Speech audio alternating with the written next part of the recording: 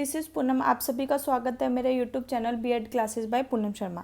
इस सेशन के अंदर हम बात करने वाले हैं जो जेरोम ब्रूनर थे उनके बारे में बात करेंगे। जेरोम ब्रूनर ने कौन सा सिद्धांत दिया जो किसके ऊपर था, ठीक है। जेरोम ब्रूनर ने संज्ञात्मक विकास दिया था, इसको हम डिटेल में पढ़ने वाले हैं। जेरोम ब्रूनर के बारे में हम डिटेल में पढ़ेंगे। इन्होंने मोड ऑफ रिप्रेजेंटेशन या फिर ब्रूनर और पियाजे के बीच में क्या डिफरेंसेस रहा, इसको हम डिटेल में डिस्कस करेंगे।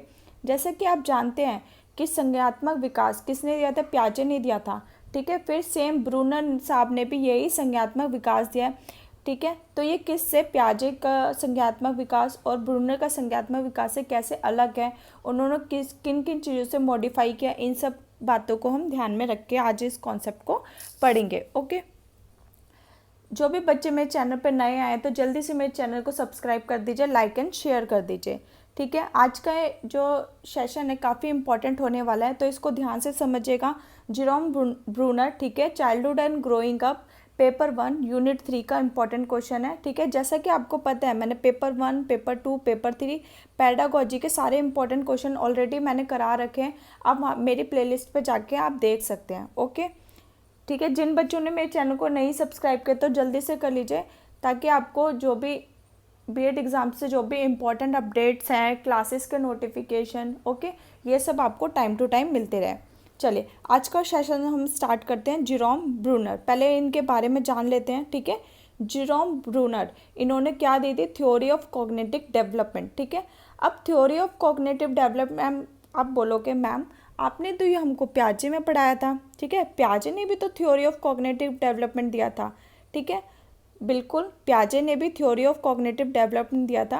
पियाजे के सिद्धांत के बाद फिर इन्होंने ब्रूनर ने कॉग्निटिव डेवलपमेंट थ्योरी दी। ओके, इसके अंदर इन्होंने पियाजे के जो स्टेजेस थी उनको ही मॉडिफाई किया, उन्हीं में ही चेंजेस किया और उसके हिसाब से इन्होंने अपनी थ्योरी को दिया, ठीक है। ठीक है, कॉग्निटिव डेवलपमेंट, तो कॉग्निटिव डेवलपमेंट किसने दिया था, पियाजे ने दिया था, ठीक है। तो आपको जैसा पता है कॉग्निटिव क्या होता है, दिमाग, माइंड से होता है, ठीक है, संज्ञानात्मक, और माइंड ब्रेन, ठीक है। इसको समझ आ गया आपको। चलिए अब हम जेरोम ब्रूनर के बारे में जान लेते हैं थोड़े से। जेरोम ब्रूनर का जन्म 1 अक्टूबर 1915 को हुआ। ये अमेरिका के मनोवैज्ञानिक थे, ठीक है, अमेरिकन साइकोलॉजिस्ट थे ये, ठीक है। जैसे कि आपको पता है पियाजे ने क्या दी थी, 4 स्टेजेस दी थी, ठीक है। कौन कौन सी दी थी, sensory motor stage, pre operational, concrete, formal, concrete, operational stage दी थी, जिसको मैंने आपको शॉर्ट फॉर्म में बताया था एसपीएफ। पियाजे की मैंने डिटेल वीडियो बना रखी है, आप वहाँ पे चेकआउट कर सकते हैं मेरी प्लेलिस्ट में, ठीक है। पियाजे ने 4 स्टेजेस दी थी और पियाजे ने कहा अगर कोई भी स्टेजेस को स्किप कर दिया या फिर छोड़ दिया तो क्या होगा, डेवलपमेंट क्या हो जाएगा, डिसकंटिन्यू हो जाएगा, ठीक है। इसमें सिर्फ फिर ब्रूनर साहब ने क्या मॉडिफाई किया, क्या चेंजेस किया। ब्रूनर ने कहा कि विकास क्या है, कॉन्टिन्यूस चलता रहेगा। अगर आप, इन्होंने स्टेजेस को महत्व नहीं दिया, इम्पोर्टेंस नहीं दी, ठीक है। इन्होंने कहा कि विकास है वो निरंतर चलता रहेगा, कोई भी स्टेजेस की ज़रूरत नहीं है। और इन्होंने ही कॉन्सेप्ट ऑफ ब्रूनर साहब ने ही कॉन्सेप्ट दिया डिस्कवरी लर्निंग, ठीक है। आपके क्वेश्चन जो एग्ज़ाम में आते हैं कि डिस्कवरी लर्निंग समझाइए, ठीक है, ब्रूनर द्वारा डिस्कवरी लर्निंग को एक्सप्लेन कीजिए, ठीक है। तो अगर डिस्कवरी लर्निंग आए ब्रूनर के द्वारा तब भी आपका आंसर सेम रहेगा, या फिर ब्रूनर द्वारा कॉग्निटिव डेवलपमेंट आए तब भी आपका आंसर सेम रहेगा।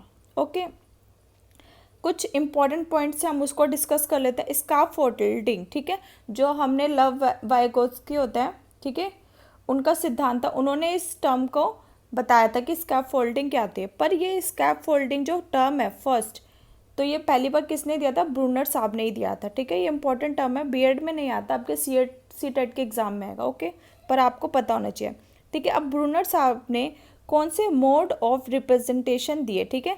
जैसा कि आपको पता है पियाजे साहब ने क्या दी थी, 4 स्टेजेस दी थी, उनका नाम क्या बताया था मैंने शॉर्ट में, SPCF। लेकिन उन्होंने स्टेजेस को महत्व न देकर इन्होंने मोड्स बताए। इनएक्टिव विधि निराण, जिसमें बच्चा क्या एक्टिव है, इसका एज ग्रुप होता है 1 मंथ से लेकर 18 मंथ। इन्फेंसी की अवस्था है जहाँ लर्निंग बाय डूइंग होते हैं, मतलब करके सीखने पे जोर दिया जाता है, ठीक है। पियाजे ने इस अवस्था को क्या बताया, सेंसरी मोटर स्टेज बताया था, ठीक है। अब एक्टिव के बच्चे, जब छोटा बच्चा है तो बच्चा क्या करेगा, जैसे बच्चे को भूख लगती है, ठीक है, उसके सामने दूध की बोतल है तो बच्चा अपना मुंह चलाने लगता है, इसी को क्या है, इसका मतलब ये है कि बच्चा एक्टिव है, ठीक है। अब हम पेरेंट्स हैं, बच्चे के लिए कोई टॉयज़ लाते हैं तो बच्चा जल्दी से उसको पकड़ने की कोशिश करता है, जिससे हमें पता चलता है बच्चा क्या है, एक्टिव है। इसी अवस्था को ब्रूनर साहब ने इनएक्टिव विधि निर्धारण निर्माण अवस्था कहा है, ठीक है। बच्चा लर्निंग बाय डूइंग करता है और बच्चा एक्टिव होता है। इस अवस्था को प्याजे साहब ने क्या बोला, ये सेंसरी मोटर स्टेज है, ओके। फिर आपकी सेकंड आती है आइकॉनिक स्टेज, ठीक है। इसमें बोला 2 से 7 एज ग्रुप के बच्चे आते हैं, हिंदी में बोलते हैं प्रतिनियात्मक अवस्था, ठीक है। बच्चा इमेज को, आइकन को देख के चीज़ों को स्टोर करता है, ठीक है। बच्चों को हमने एप्पल की इमेज दिखाई तो बच्चे ने अपने दिमाग में उसको सेट कर लिया, स्टोर कर लिया, ठीक है। इसी को क्या बोलते हैं, आइकॉनिक स्टेज। इसको क्या बोलते हैं, प्री ऑपरेशनल। प्याजे ने ये इस अवस्था को प्याजे ने प्री ऑपरेशनल स्टेज बताया था, ओके। फिर थर्ड आती है सिंबॉलिक स्टेज। 7 से 11 वर्ष के एज ग्रुप के बच्चे इसमें आते हैं। बच्चे क्या करते हैं, सिंबल्स को स्टोर कर लेते हैं और उन्हीं के अकॉर्डिंग अप्लाई करते हैं, जिसमें प्लस माइनस मल्टीप्लाई, ठीक है, जो भी सिंबल्स होते हैं बच्चे स्टोर कर लेते हैं कि हाँ इसका मतलब ये होता है, ऐड मतलब हमको, ठीक है, ऐड करना है, माइनस सब्ट्रैक्शन करना है, ठीक है, उन्हीं के अकॉर्डिंग अप्लाई करते हैं, ठीक है। इस अवस्था को प्याजे ने क्या बताया था, कॉन्क्रीट ऑपरेशनल स्टेज, जिसके अंदर बच्चा क्या करने लगता है, लॉजिक लगाने लगता है, ठीक है। प्याजे ने क्या कहा था, प्याजे ने कहा था कि बच्चा है वो अपने ज्ञान का निर्माण खुद करता है, ठीक है। लेकिन जो ब्रूनर साहब थे उन्होंने कहा कि बच्चा ज्ञान की खोज खुद करता है, ठीक है। बस यही डिफरेंसेस था। तो प्याजे ने स्टेजेस को इम्पोर्टेंस बताया था, इन्होंने स्टेजेस को इम्पोर्टेंस नहीं बताया, इन्होंने मोड ऑफ रिप्रेजेंटेशन बताया, ठीक है। और जो विकास है वो कंटिन्यू चलता रहेगा। लेकिन प्याजे साहब ने कहा अगर कोई भी स्टेजेस मिस हो गई तो विकास की जगह डिसकंटिन्यू हो जाएगा। इसको डिटेल में पढ़ते हैं, आपको एग्जाम में कैसे लिखना है, ठीक है। ब्रूनर का डिस्कवरी लर्निंग, ठीक है, थ्योरी ऑफ कॉग्निटिव डेवलपमेंट या फिर डिस्कवरी लर्निंग भी हम बोल सकते हैं, इसके 2 नाम हैं, ठीक है। ब्रूनर का अन्वेषण अधिगम एक खोज आधारित निर्मितवाद अधिगम सिद्धांत है। यह बच्चा अपने पुराने अनुभव तथा वर्तमान ज्ञान के आधार तथ्यों की खोज करता है, ठीक है। ब्रूनर के हिसाब से बच्चे के अंदर जो भी पुराना ज्ञान है, पुराना अनुभव है, उसके आधार पर, वर्तमान ज्ञान के आधार पर तथ्यों की खोज करता है। अन्वेषणात्मक अधिगम मतलब डिस्कवरी लर्निंग तथ्यों तथा उनके संबंधों की खोज करके सर्वोत्तम तरीका ढूंढता है, ठीक है। ब्रूनर का यह सिद्धांत करके सीखने पर जोर देता है, ठीक है। ब्रूनर का सिद्धांत किस पर जोर देता है, लर्निंग बाय डूइंग, कि खुद करके सीखो, इस पर जोर देता है। अन्वेषणात्मक अधिगम समस्या समाधान परिस्थितियों में होता है जहाँ पर विद्यार्थी अपने अनुभव तथा ज्ञान के आधार पर नए तथ्यों की खोज करता है। ब्रूनर ने प्याजे के संज्ञानात्मक विकास के सिद्धांत को अधिक उपयोगी बनाने के लिए उनमें आवश्यक परिवर्तन किए और एक नया रूप प्रदान किया, ठीक है। ब्रूनर ने क्या किया, प्याजे की जो कॉग्निटिव थ्योरी थी उसी को मॉडिफाई किया और उसको एक नया रूप प्रदान किया। ब्रूनर के मुख्यतः 2 बातों पर ध्यान दिया, बालक अपने अनुभूतियों के मानसिक रूप से किस प्रकार अभिव्यक्त करता है और शैशवावस्था तथा बाल्यावस्था में बालक मानसिक चिंतन कैसे करता है, ठीक है, मानसिक अभिव्यक्ति, ठीक है। ब्रूनर ने 3 मोड्स ऑफ रिप्रेजेंटेशन बताया था। पहली क्या थी, आइकॉनिक, ठीक है। आइकॉनिक में बच्चा इमेज के द्वारा चीज़ों को सीखता है। सिंबॉलिक मतलब सिंबल बच्चे स्टोर कर लेते हैं फिर उसको अप्लाई करते हैं। थर्ड क्या थे, इनएक्टिव, जहाँ पे बच्चा क्या होता है, एक्टिव होता है, ठीक है। तो दृश्य प्रतिमा विधि, आइकॉनिक मोड क्या, यह वह विधि है जिसमें बालक अपनी अनुभूति को, अपने मन में दृश्य को, इमेजेस को बनाकर प्रकट कर लेता है। इस अवस्था में बालक प्रत्यक्षीकरण परसेप्शन के माध्यम से सीखता है। सांकेतिक विधि क्या होता है, सिंबॉलिक मोड, यह वह विधि होती है जिसमें बच्चा अपने अनुभूतियों को भाषा के माध्यम से अभिव्यक्त करता है। इस अवस्था में बालक अपने अनुभवों को शब्दों में व्यक्त करने की क्षमता विकसित करते हैं। इस प्रक्रिया को बच्चा प्रतीकों, सिंबल को उनके मूल विकल्पों संबंध स्थापित करने की योग्यता का प्रदर्शन करता है। इनएक्टिव, जहाँ पे बच्चा क्या होता है, एक्टिव होता है, ठीक है। बच्चा को भूख लगे तो वो रो रो के उसको अभिव्यक्त करता है, हाथ पर हिलाना, वस्तु को पकड़ना, जिससे हमें पता चलता है कि शिशु क्या है, एक्टिव है। ब्रूनर सिद्धांत की विशेषता क्या थी? Characteristics of Bruner theory of discovery learning, ठीक है। तो यह सिद्धांत अधिगम के बाद पुनर्बलन पद पर बल देता है, जैसे पुरस्कार, ठीक है। अगर कोई काम अच्छा किया है, जैसे आप बीएड के एग्ज़ाम में आपके अच्छे मार्क्स हैं, तो आपके जो पेरेंट्स होंगे आपकी प्रशंसा करेंगे, ठीक है, पुरस्कार दे सकते हैं। अगर अच्छे नंबर नहीं थे दंड देंगे, ठीक है, रीइंफोर्समेंट इसको बोलते हैं। ब्रूनर के सिद्धांत के अनुसार शिक्षा के द्वारा बच्चों में व्यक्तिगत और सामाजिक दोनों ही गुण का विकास होता है। इस सिद्धांत के अनुसार विषय की संरचना ऐसी होती है जिससे विद्यार्थी आसानी से सीख लेता है।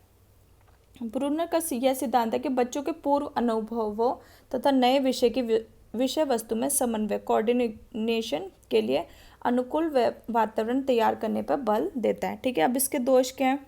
ब्रूनर की डिस्कवरी लर्निंग पर अधिक बल दिया कि लर्निंग बाय डूइंग पर अधिक जोर दिया, लेकिन हर विषय में एवं उसकी पाठ्य पुस्तक की खोजपूर्ण विधि के माध्यम से सीखना संभव नहीं है। उस स्थिति में समय की बर्बादी होगी कि बच्चा कम सीखेगा। हर सब्जेक्ट के लिए एप्लीकेबल नहीं होता है, ठीक है, कुछ कुछ सब्जेक्टों के लिए होगा। अगर बच्चा हर किसी में लर्निंग बाय डूइंग करेगा तो इससे समय की बर्बादी होगी, बच्चा ज़्यादा अधिगम नहीं कर पाएगा। ब्रूनर के अंदर से इंट्यूटिव थिंकिंग पर भी बल दिया है, लेकिन केवल निर्भर रहने से विद्यार्थियों में संप्रत्य कॉन्सेप्ट के ज्ञान के बारे में विविधता आ सकती है। स्ट्रक्चर ऑफ डिसिप्लिन, विषय की संरचना को समझ पाना विद्यार्थियों के लिए कठिन होता है। इसे समझने के विद्यार्थी को विशेष क्षमता और अभिप्रेरणा की आवश्यकता पड़ती है, ठीक है। ब्रूनर के अन्वेषणात्मक अधिगम के सिद्धांत का शिक्षा में क्या उपयोग है? Educational implication of Brunner's discovery learning theory, ठीक है, शिक्षा में इसका क्या महत्व है? ब्रूनर की डिस्कवरी थ्योरी, ब्रूनर तथा अन्वेषण विधि डिस्कवरी मेथड पर बल दिया है, ठीक है, लर्निंग बाय डूइंग पर जोर दिया। इस विधि के उपयोग में बच्चों को समस्या समाधान की क्षमता का विकास संभव होता है। ब्रूनर ने कॉन्सेप्ट को समझने पर अधिक बल दिया कि बच्चा पहले कॉन्सेप्ट सीखे, उसके बाद वो इजीली हर चीज़ कर सकता है। अतः अध्यापक को विषय संबंधी संपर्कों को उचित प्रकार से समझाना चाहिए। ब्रूनर के इस सिद्धांत के अनुसार पाठ्यक्रम का निर्माण बच्चों की विभिन्न अवस्थाओं के अनुसार करना चाहिए। ब्रूनर ने बच्चों के मानसिक विकास की अवस्थाओं की भी चर्चा की है। ब्रूनर ने वर्तमान अनुभवों के पूर्व ज्ञान व अनुभव में संबंध करके उनके नए संप्रत्यों मतलब कॉन्सेप्ट का निर्माण पर अधिक ध्यान केंद्रित किया है। ब्रूनर के सिद्धांत में विभिन्न अवस्थाओं के अनुरूप अध्यापक अपने कार्यों के नियोजन, प्लानिंग, एक्सक्यूशन एवं मूल्यांकन प्रक्रिया में आवश्यक परिवर्तन लाकर बच्चों में बौद्धिक विकास में सहायता कर सकते हैं, ठीक है। बस ब्रूनर के अंदर इतना ही पढ़ना है, ठीक है, और इससे बाहर आपके एग्ज़ाम में कुछ नहीं आएगा, ठीक है। बस आपके एग्ज़ाम में सिंपली ये पूछता है कि ब्रूनर की डिस्कवरी थ्योरी को समझाइए, एक्सप्लेन कीजिए, बस इससे ज़्यादा आपके एग्ज़ाम में कुछ नहीं आएगा। आप जो जो मैंने पॉइंट्स बताया आप ये लिख दीजिएगा, ओके। अगर आपको मेरा सेशन पसंद आता है तो प्लीज़ कमेंट बॉक्स में ज़रूर बताइए कि आपको मेरा सेशन कैसा लगा और आपके एग्ज़ाम के लिए हेल्पफुल है या नहीं है, ओके।